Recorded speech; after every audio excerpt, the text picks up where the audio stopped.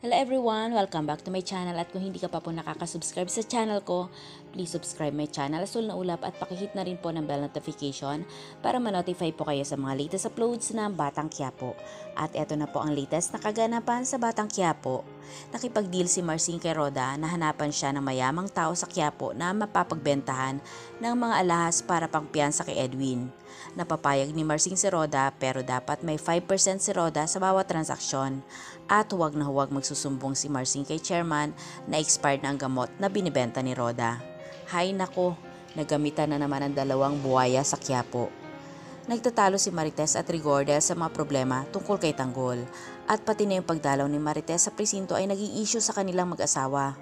Talagang pinaghihinalaan ni Rigor si Tinding na may alam tungkol kay Tanggol. Sa mansyon naman, galit na galit si David sa nabalitaan na nasa mansyon si Tanggol kasi mabubulilyaso pa ang pagyaman niya pag nagkataon. Tinawagan pa niya si Rigor para alamin kung nakatakas nga si Tanggol at mas lalong nabuhay ang galit niya sa sinabi ni Rigor sa kanya na nakatakas nga si Tanggol. Galit na galit talaga si Rigor sa nangyayari, halos patayin na niya si Tanggol sa isip niya. Naku Rigor, kung alam mo lang ang pinagagawa ni David, baka mapahiya ka kay Tanggol. Tumawag si Lena kay Rigor habang magkatabi sila ni Tess, kaya nakita ni Marites iyon.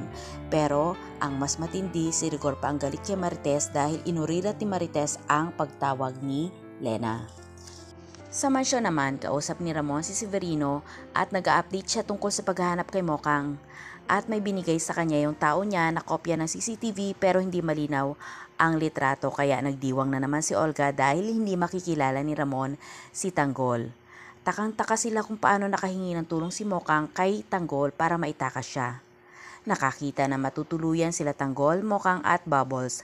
Halatang selos at galit si Bubbles sa nangyayari na magkasama na sina Mokang at Tanggol.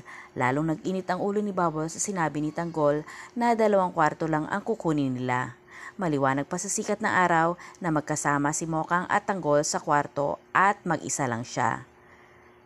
Nagpapakiramdaman naman si Mokang at Bubbles sa isa't isa. Kitang-kita sa tinginan nila sa isa't isa. Naku, napakasakit naman kay Bubbles. Umasa pa naman siya na magtutuloy-tuloy ang magandang pagsasama nila ni Tanggol sa kulungan.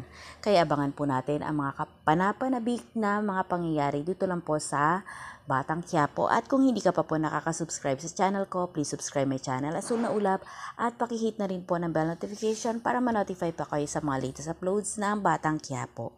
Maraming salamat po.